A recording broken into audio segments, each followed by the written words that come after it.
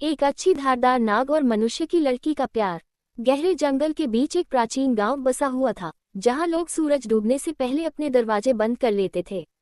इस जंगल के बारे में जाना जाता है कि वहां एक इच्छाधारी नाग रहता है, जो कभी मनुष्य या फिर सांप के रूप में दिखाई देता है। लोग उसका नाम सुनकर कांप उठते हैं, लेकिन कोई नहीं जानता था कि इस नाग का दिल भी प्यार की धड़कन करता है।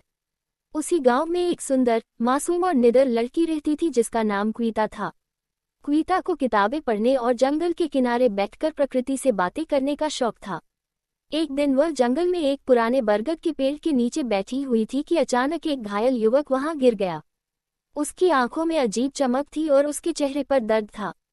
कविता ने बिना किसी डर के उसकी मदद की, उसके घावों को साफ किया और पानी पिलाया। वह युवक वास्तव में वही अच्छाधारी नाग था, जिसका नाम नगदेव था। पहली बार किसी मनुष्य ने उसे घृणा या भय की दृष्टि से नहीं देखा था। क्वीता की मासूमियत और सहानुभूति ने नगदेव के दिल में एक अपरिचित भावना जगा दी। वह रोज मानव का रूप धारण करके क्वेटा से मिलने लगा। दोनों की मुलाकातें दोस्ती में बदल गईं और दोस्ती धीरे धीरे प्यार में बदल गई। क्वीता को इस बात का कोई अंदाजा नहीं था कि जिससे वह प्यार कर रही है, वह इंसान नहीं है। नागदेव कई बार सच बताना चाहता था, लेकिन डर रहा था कि कहीं वह उसे छोड़ न दे। एक रात गांव में शोर मच गया कि जंगल में नागदेव दिखाई दिया है।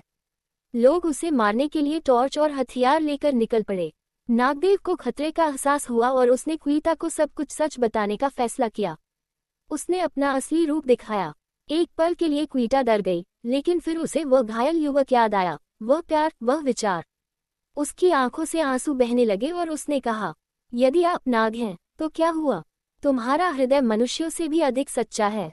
लेकिन भाग्य को कुछ और ही मंजूर था। गांव वाले वहां पहुंच गए। क्वेटा ने नागदेव को बचाने के लिए सबके सामने खड़े होकर कहा कि अगर उसे मार दिया गया तो वह भी जीवित नहीं रहेगी।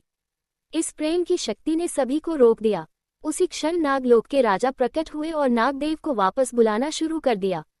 कानून ये था कि नाग और मनुष्य का प्रेम असंभव है। नागदेव ने आखिरी बार क्वीता की ओर देखा। उसकी आंखों में असहायता और प्रेम दोनों थे। नागराज ने क्वीता के सच्चे प्यार को देखकर यह संकेत दिया कि अगले जन्म में नागदेव मनुष्य बनकर क्वीता से